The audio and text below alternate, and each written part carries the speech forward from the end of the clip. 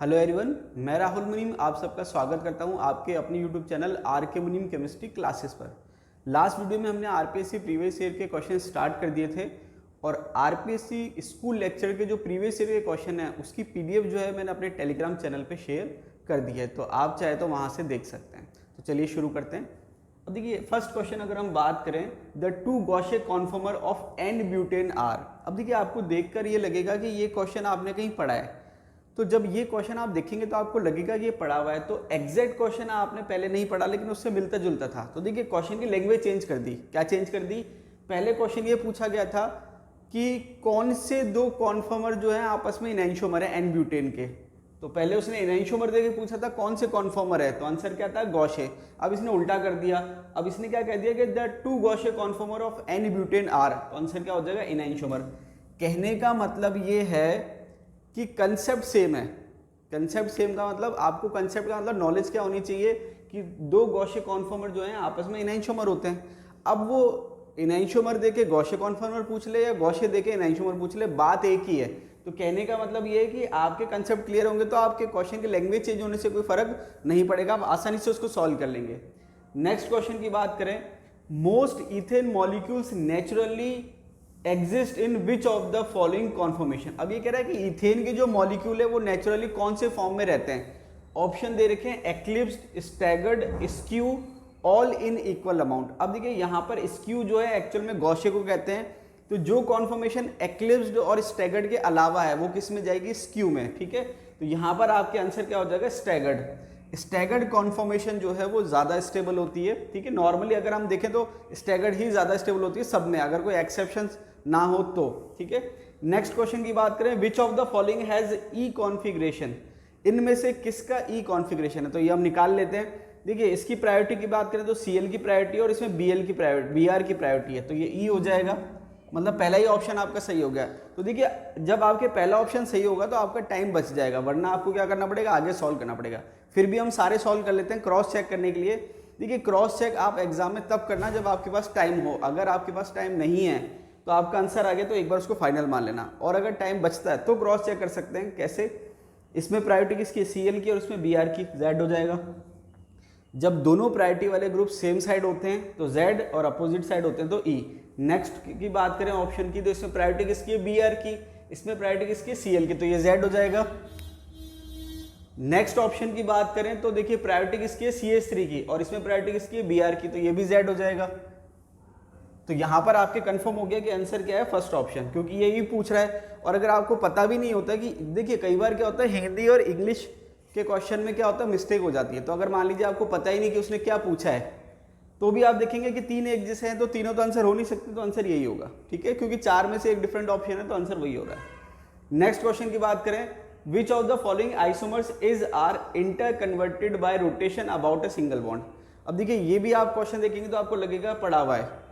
पहले उसने क्या पूछा था कि आपके जो कॉन्फॉर्मेशनल आइसोमर होते हैं या कॉन्फॉर्मेशंस होते हैं उसमें क्या होता है कि वो कैसे कन्वर्ट होते हैं, तो वहां आंसर क्या था कि rotation about a single bond. इसने लैंग्वेज को चेंज कर दिया। तो कहने का मतलब ये है कि आप देखेंगे ये क्वेश्चन आपका पढ़ा हुआ है, ये क्वेश्चन आपका पढ़ा हुआ है, और ये बहुत सारे एग्जाम की बात नहीं करें, स्कूल लेक्चरर की बात करें तो ये स्कूल लेक्चरर 15 के क्वेश्चंस हैं। ठीक है, और इसके बाद जब रिपीट हुए थे तो 2018 में आए थे, तो 2018 में 2015 के क्वेश्चन उसने घुमा के ऐसे ही पूछ लिए। ठीक है, तो ये पूछ रहा है which of the following isomers is are interconverted by rotation about a single bond. तो सिंगल बॉन्ड के रोटेशन से कौन से आइसोमर बनते हैं, तो यहां पर आंसर क्या हो जाएगा? Conformational isomer. क्या हो जाएगा? कॉन्फॉर्मेशनल आइसोमर आंसर हो जाएगा। नेक्स्ट क्वेश्चन की बात करें, which of the following conformer of cyclohexane has highest energy barrier with high angle and torsional strength.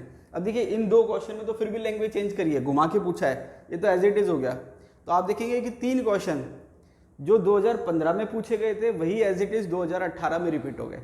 तो यहाँ पर मैंने आपको कई बार बताया है कि सबसे बेस्ट तरीका होता है प्रिपरेशन का कि आप प्रीवियस ईयर के क्वेश्चन देखिए। तो यहाँ तो केवल स्कूल लेक्चर के एज इट इज रिपीट कर दिया। अगर आप सारे क्वेश्चन देखेंगे प्रीवियस एग्जाम के, चाहे वो डिफरेंट एग्जाम हो, तो या तो question as it is repeat होते हैं या फिर वो क्या करते हैं उसकी लैंग्वेज चेंज कर देते हैं। जैसे यहाँ पर एज इट इज रिपीट कर दिया और यहाँ पर क्या कर दी? लैंग्वेज चेंज कर दी। तो यहाँ पर ये क्वेश्चन मैंने आपको लास्ट वीडियो में भी पूछा था। तो ये दे रखा है, which of the following conformer of cyclohexane has highest energy barrier with high angle and torsional strength. इसका आंसर क्या हो जाएगा, हाफ चेयर। इसका आंसर क्या हो जाएगा, हाफ चेयर। नेक्स्ट क्वेश्चन दे रखा है, कंपाउंड की स्ट्रक्चर दे रखी है, उसके बाद में दे रखा है हैज द फॉलोइंग प्रीफिक्स, मतलब इसके लिए सही क्या है। ठीक है, प्रीफिक्स का मतलब जो नाम के पहले लगता है, पूर्व लग्न कहते हैं हिंदी में। ऑप्शन दे रखे हैं ई, जेड, ट्रांस और एंटी। अब देखिए यहाँ पर अगर हम इसको सॉल्व करें तो यहाँ पर आप देखेंगे कि डबल बॉन्डेड कार्बन है। अब यहाँ आपको ध्यान ये रखना है कि कई बार हमारी हैबिट हो जाती है कि हमको ऐसे प्रायोरिटी चेक करनी है, ऐसे प्रायोरिटी चेक करनी है। ध्यान ये रखना है कि जो डबल बॉन्डेड कार्बन है, एक ही कार्बन पर जो दो ग्रुप हैं उनकी आपस में प्रायोरिटी चेक करनी है। तो इसमें किसकी है, Cl की। और इस डबल बॉन्डेड कार्बन के जो दो ग्रुप हैं जिसमें प्रायोरिटी चेक करनी है, उसमें देखिए Br और कार्बन दे रखा है, तो प्रायोरिटी किसकी है, Br की। तो यहाँ प्रायोरिटी Br की और यहाँ प्रायोरिटी Cl की, दोनों के आगे सेम साइड। तो आंसर क्या हो जाएगा, Z। आंसर क्या हो जाएगा, Z। ई होगा नहीं, ट्रांस होगा नहीं और एंटी होगा नहीं, तो आंसर क्या हो जाएगा, Z। नेक्स्ट क्वेश्चन दे रखा है, at -70 degree centigrade the NMR of cyclohexane give. अब मैंने आपको साइक्लोहेक्सेन पढ़ाया था और उसमें पढ़ाया था फ्लिपिंग होती है। साइक्लोहेक्सेन में दो तरह के हाइड्रोजन होते हैं, एक्सियल और इक्वेटोरियल। तो वैसे देखा जाए तो दो सिग्नल आने चाहिए, लेकिन क्योंकि फ्लिपिंग होती है तो फ्लिपिंग की वजह से एक्सियल इक्वेटोरियल में कन्वर्ट हो जाता है और इक्वेटोरियल जो है एक्सियल में कन्वर्ट हो जाता है। तो मैंने आपसे कहा था कि अगर नॉर्मल टेम्परेचर दे रखा होगा तो एक सिग्नल आएगा, क्यों, क्योंकि इंटर कन्वर्टेबल है, तो वो NMR उसको पहचान नहीं पाता है कि कौन सा एक्सियल है और कौन सा इक्वेटोरियल है। लेकिन अगर टेम्परेचर मैंने कहा था कम दे रखा है, और मैंने आपसे कहा था कि आप इसमें पर्टिकुलर मत जाना कि कितना कम दे रखा है, जैसे आपको मिलेगा कि -70 है, -75 है, -80 है, उस पर पर्टिकुलर पे आपको जाने की जरूरत नहीं है। तो यहाँ पर आपको मानना है कि लो टेम्परेचर है। लो टेम्परेचर का मतलब फ्लिपिंग रुक गई है। क्या है, फ्लिपिंग रुक गई है, क्योंकि ये हर बुक में आपको थोड़ा वेरिएशन मिलेगा। तो यहाँ पर ये कह रहा है at -70 degree centigrade the NMR of cyclohexane give. तो आपको ये मानना है कि नॉर्मल टेम्परेचर है तो एक सिग्नल, क्योंकि फ्लिपिंग हो रही है, और अगर लो टेम्परेचर दे रखा है, माइनस में जो भी वैल्यू दे रखी है, तो फ्लिपिंग रुक गई है। और फ्लिपिंग रुक गई है तो आंसर क्या हो जाएगा, दो सिग्नल, एक्सियल का अलग और इक्वेटोरियल का अलग। ये आपको ध्यान रखना है। पर्टिकुलर पे आपको नहीं जाना कि माइनस में कितना दे रखा है, माइनस का मतलब उसने कम दे रखा है। कंसेप्ट क्लियर है कि वो क्या पूछना चाह रहा है, वो ये पूछना चाह रहा है कि फ्लिपिंग रुकने के बाद कितने सिग्नल आएंगे। ठीक है, नेक्स्ट क्वेश्चन है द IUPAC नेम ऑफ, ये स्ट्रक्चर दे रखी है, ऑप्शन दे रखे हैं। तो सबसे पहले तो क्या है, EZ सॉल्व कर लीजिए आप। डबल बॉन्डेड कार्बन है, आयोडीन और Br, प्रायोरिटी किसकी है, आयोडीन की। डबल बॉन्डेड कार्बन है, ग्रुप क्या दे रखे हैं, फ्लोरीन और क्लोरीन, तो यहाँ पर प्रायोरिटी किसकी है, क्लोरीन की। तो दोनों प्रायोरिटी वाले ग्रुप क्या है, अपोजिट साइड है, तो E हो जाएगा। क्या हो जाएगा, E। तो यहाँ पर ये नहीं होगा, ऑप्शन काट देते हैं, Z वाले तो नहीं होंगे। अब बच गया E। अब देखिए ऑप्शन चेक करते हैं कि उसने कैसे दे रखा है। E के बाद 1 ब्रोमो, उसमें भी 1 ब्रोमो है। इसके बाद 2 क्लोरो, उसमें 2 फ्लोरो दे रखा है। उसके बाद इसमें फ्लोरो दे दिया और उसमें क्लोरो दे दिया। तो यहाँ पर आप इसको ऐसे देखिए कि अगर 1 ब्रोमो है, दोनों में 1 ब्रोमो है, तो हमने कह दिया कि भाई ब्रोमीन ये है, तो 1 पे ब्रोमीन है तो 1 पे आयोडीन होगा, फ्लोरीन क्लोरीन 2 पे होंगे, तो 2 पे क्लोरीन और 2 पे फ्लोरीन, उसमें भी 2 पे फ्लोरीन क्लोरीन। मतलब पोजिशनिंग तो सही कर रखी है, लेकिन सीक्वेंस आगे पीछे रख रखा है। तो देखिए यहाँ पर क्या है कि ये जो क्वेश्चन है ये केवल आप स्टीरियो से सॉल्व नहीं कर सकते। क्यों, क्योंकि स्टीरियो का काम केवल EZ निकालना था, बाकी आपको थोड़ा बहुत IUPAC नॉमेनक्लेचर का आइडिया होना चाहिए। तो यहाँ पर मैं आपको बता दूं कि जब पोजीशनिंग डिसाइड हो जाती है और उसके बाद जब हम उसका नाम लिखते हैं तो अल्फाबेटिक ऑर्डर फॉलो होता है। तो आपने क्या देखा, पहले B आ गया, उसके बाद C आना चाहिए, ठीक है, और F बाद में आता है। तो वहाँ पर आपके F पहले आ गया, तो आंसर क्या हो जाएगा, ये। क्लियर। तो ये आपके IUPAC का पार्ट है, तो ये थोड़ा सा आपका क्लियर होना चाहिए। हालांकि स्टीरियो है, IUPAC नहीं दे रखी, लेकिन फिर भी बेसिक्स कंसेप्ट आपके क्लियर होने चाहिए। तो जब हम और क्वेश्चन सॉल्व करेंगे तो हमारे कंसेप्ट और क्लियर हो जाएंगे। नेक्स्ट क्वेश्चन की बात करें, out of the following which is true for chair conformation of cyclohexane. Cyclohexane की जो चेयर कॉन्फॉर्मेशन है उसके लिए सही स्टेटमेंट क्या है। ऑप्शन देख लेते हैं। It is the most stable conformation of cyclohexane. तो देखिए साइक्लोहेक्सेन की जब हमने कॉन्फॉर्मेशंस पढ़ी थी उसमें हमने सबसे ज्यादा स्टेबल भी देखी, सबसे लेस स्टेबल भी देखी। तो आपको पता है कि जो चेयर कॉन्फॉर्मेशन है सबसे ज्यादा स्टेबल होती है, ये सही है। बाकी ऑप्शन भी देख लेते हैं। C2, C3, C5 and C6 hydrogen atoms are eclipsed. तो देखिए चेयर कॉन्फॉर्मेशन स्टैगर्ड कॉन्फॉर्मेशन होती है, तो यहाँ पर ये स्टेटमेंट गलत हो जाएगा। फिर ये कह रहा है flagpole hydrogen atoms are very close to each other. Flagpole hydrogen का कंसेप्ट जो है वो आपके बोट फॉर्म में होता है। किस में होता है, बोट फॉर्म में। लास्ट स्टेटमेंट दे रखा है there is considerable torsional strain in the molecule. देखिए स्ट्रेन जो है वो अनस्टेबल में ज्यादा होती है, ज्यादा स्ट्रेन अगर होगी तो स्टेबल क्या हो जाएगा, कम, लेकिन ये क्या है सबसे ज्यादा स्टेबल होता है, तो इसका आंसर क्या हो जाएगा, first. RS nomenclature of the following compound is, तो इस कंपाउंड के लिए आरएस नॉमेनक्लेचर पूछना चाह रहा है। तो देखिए यहाँ पर ये किरल कार्बन हो गया। प्रायोरिटी की अगर हम बात करें तो देखिए सबसे ज़्यादा एटॉमिक नंबर Br का है तो इसकी प्रायोरिटी 1 हो जाएगी। उसके बाद क्लोरीन है तो ये 2 हो जाएगी और ये कार्बन 3 हो जाएगी। हाइड्रोजन की प्रायोरिटी हमेशा 4 होती है। अब आप रोटेट करेंगे तो देखिए क्लॉकवाइज रोटेट हो रहा है। कैसे रोटेट हो रहा है, क्लॉकवाइज। क्यों, क्योंकि 1 के बाद 2 आना चाहिए, 2 के बाद 3 आना चाहिए। अब जो फोर्थ प्रायोरिटी है वो वर्टिकल पे है, तो वर्टिकल पे अगर फोर्थ प्रायोरिटी है, मतलब ये स्ट्रेट वाली जो लाइन है ऊपर से नीचे उस पर है, तो ये आपके आंसर सेम रहेगा। मतलब क्लॉकवाइज के लिए आंसर क्या हो जाएगा, आर। अगर हॉरिजॉन्टल पे होता तो हम आंसर चेंज कर देते। अब एक चीज़ तो क्लियर होगी कि ये आर है। अब यहाँ पर आपके एस वाले ऑप्शन कैंसिल आउट हो जाएंगे। तो यहाँ पर क्या है कि ये स्टीरियो का तो क्वेश्चन है ही है, साथ में यहाँ पर आपको थोड़ा बहुत नॉमेनक्लेचर का आइडिया होना चाहिए, बेसिक, ठीक है।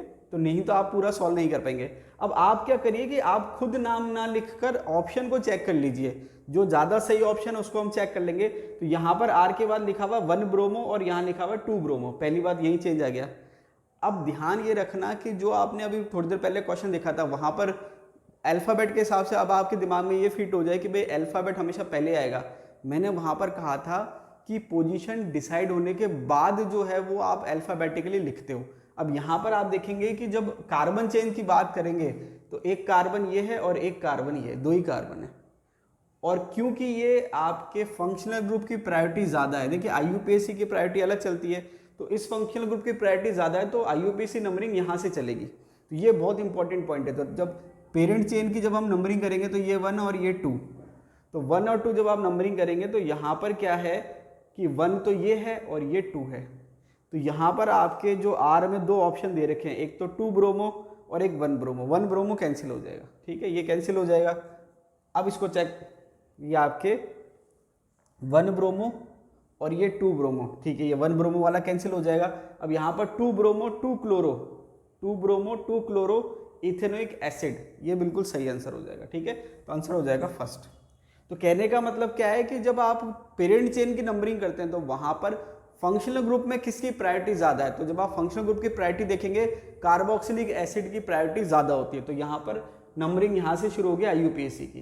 तो यहाँ पर ब्रोमीन और क्लोरीन की पोजीशन क्या है, सेकंड।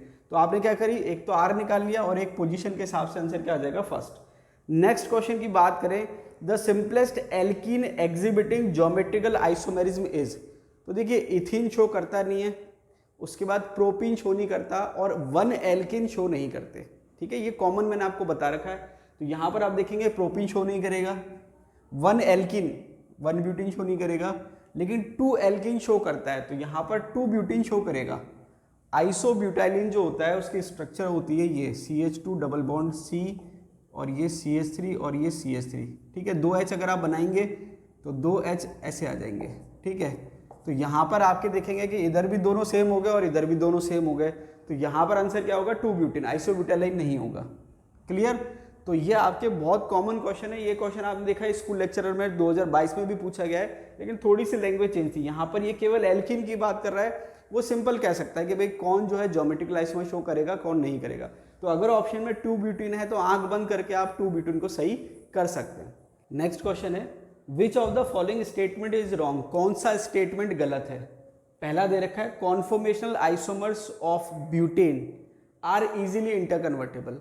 ये कह रहा है कि जो ब्यूटेन के कॉन्फॉर्मेशनल आइसोमर है वो आसानी से इंटरकन्वर्टेबल हैं। तो देखिए यहाँ पर कॉन्फॉर्मेशन आसानी से इंटरकन्वर्टेबल होते हैं, ये स्टेटमेंट सही हो जाएगा।